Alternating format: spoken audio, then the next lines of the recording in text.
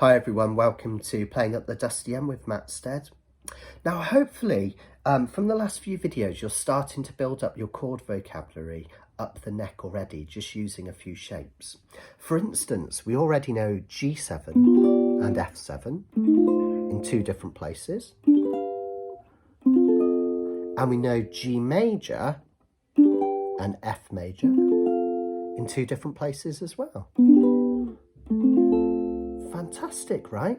We're going to learn one more shape, which actually kills two birds with one stone. It can be used for seventh and major shapes just by moving one finger. It's super clever. And that's going to give you loads of more options for chords up and down the fretboard. I'll also show you how to turn all major chords into seventh chords using a dead easy trick, okay, that we'll learn. And at the end of the video, I'll talk a little bit about perhaps when to use some of these chords. So let's have a look at the C chord in Carina Blues. It's the only chord that we haven't really mucked about with by taking it up and down the neck, either as a seventh or a major chord. What we're going to use is a chord shape that we haven't used yet in the song. It's another chord shape that we're going to move to turn into a type of C. And it's the one that a lot of people struggle with. And in the next video, I'm going to have a look at how to really help you with these bar chords. We're going to look at the physics behind where to put your thumb and how to press and whatnot. But just for now, just get the shapes down and we'll correct it in the next video, okay? But this B flat shape, you can play it. A lot of people will play a B flat with their index barring the bottom two strings of the first fret, and then a second and a third finger up here. But you'll see why in a moment. It's much more versatile if you can get used to playing it by barring the whole of the first fret with your index finger, your second finger on the C string on the second fret, and your third finger on the G string at the third fret. And that's a B flat. Now, if you use our chromatic scale knowledge that we learned before, we can take that one fret higher, would give us a B rather than a B flat. And if we take it one step higher, it would give us a C. And if you're into the root note thing that I've been teaching you all along, the root note on this chord is on the A string. And when we do a B flat, it's named after this B flat. And when we do a C, it's named after this C. But just know that a C major is just a B flat taking two frets higher. Isn't that cool? So when we play this C chord in our Carina Blues, we could use this C chord here. Now we're not going to go into all this today because this is for another video and I will cover this, but there's not a lot of difference between this C chord and this C chord, but what you can do with it is brilliant because it's a whole lot easier to chunk and kind of add rhythm and things like that with this fret. Plus you can turn it into other chords, which you'll see later on, which is really handy.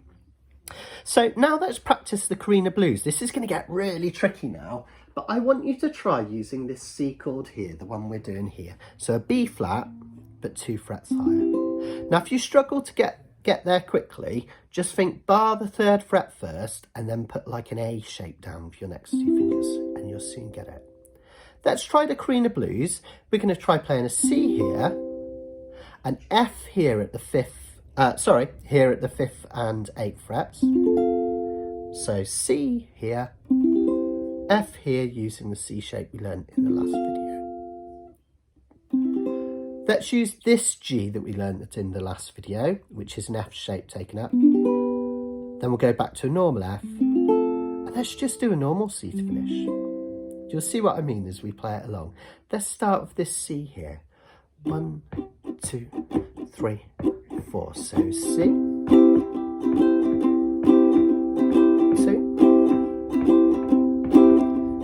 3. 4. Now bar the 5th fret, little finger on the 8th fret for an F. I'm going to go back to this B flat shape C. Yeah, really good. I'm going to go up to that 5th fret and 8th fret. Back down to the C we just learned. Now Now notice it's not much of a movement to go to this G shape. See if you can copy mine. G here, which is like an F, moved up. Drop it back to an F. And then back to a C here. Okay. Now there was a really good example as to which kind of option I might use, whether to play chords here or up here. And quite a lot of time when I'm just strumming along, which one I use depends on a couple of things. First of all, if I'm playing with another player who's playing lots of open chords, I try and play them as high as I can up the fretboard. And if I'm playing with a player that's playing lots of chords up the fretboard, I'll stick with open to give a bit of dynamic change. If I'm playing on my own, it depends on where I want to go for the next verse.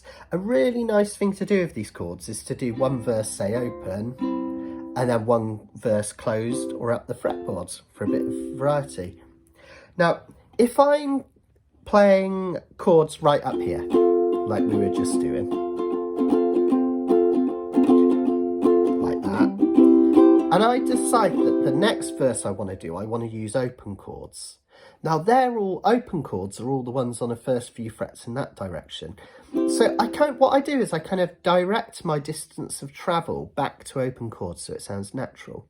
So if I go then to this G, whoops, and then this F, I'm back to open chords quite smoothly because I've gone from 3 to 1. Whereas if I was right up here, then suddenly it's too big of a dynamic change to suddenly go to here. So that's why sometimes I'll go in one direction or the other. If I decide my next verse, I'm going from down here, and then I'm going to start playing up here, I'll try and edge chords back up this way. So that's kind of part of how I kind of use different shapes to get to different places, basically. Now, on to something magical about this B flat shape, which I absolutely love. And the reason why I try and get people to bar them rather than playing them like this is a really cool thing. This C7 chord here, sorry, I gave the game away then. This C major chord here can be turned into a C7 by moving one finger. Voila! Just by moving my ring finger away, I've turned a C major chord into a C7 chord. Okay, so, and I've drawn that up here. It's very small to see, but notice it's almost the same chord. I've just taken a finger away. So that gives us two chords for the price of one, a C major, a C7. So now, just as a quick recap before I show you the next bit, we know a G7 and an F7 in two places. We know an F major, a G major and an F major in two different places. And now we know a different place for a C and a C7 rather than... Okay, so we're really starting to build up that knowledge. And a common thing that happens in blues music, you can have a muck about with this if you want, is after we've lingered on this C chord for 3 bars, quite often for the last bar, they'll turn it into a C7. I'll show you what I mean. 1, 2, 3, 4, C. Oh, I'm in the wrong place. 3rd fret, 4th and 5th. See, even the professionals go wrong sometimes. 1, 2, 3, 4, C. 2, 3, now 4. It's a really nice transition, so that's a really common thing to do, which is quite cool. Now, if you're into your music theory, if you're not, you can kind of ignore this, but if you're into your music theory, the reason this C turns into a C7 is because the 7th chord has what we call a flat 7 note into it, which is 2 frets lower than the root note. So this is C, which is root note. I've got a low C, yours might sound an octave higher. By taking it away, I've replaced it with a B flat, which is the flat 7. If that makes no sense or anything, or it just goes over your head, doesn't matter for now. All I want you to know is that's a C, that's a C7. And believe it or not, you can do the same thing with the other shapes that we learned. If we take this C shape, you know how this is a C and this is a C7? Likewise, it applies to when we bar them. So if this is an F up at the 5th and 8th frets, if I then play 2 frets lower than the root, i.e. I just, instead of putting a finger there, I put a finger there, I have an F, F7, F, F7. I can do the same with this G. G, 2 frets lower, G7. So really easily I can turn major chords into 7th chords, which can be really, really useful for extending your chord vocabulary. A lot of information in that video. I'd like you to you might need to watch through it a few times, but if all you remember is this is what I want you to take away. G7, F7, G7, F7, G major, F major, G major, F major, C, C7, C, C7. Okay. If you can learn those chords, you'll see when we go into the next video and we start to unlock it further, your fretboard knowledge, you're going to know more than you even realise. It's really powerful. And I will see you there. Get practicing.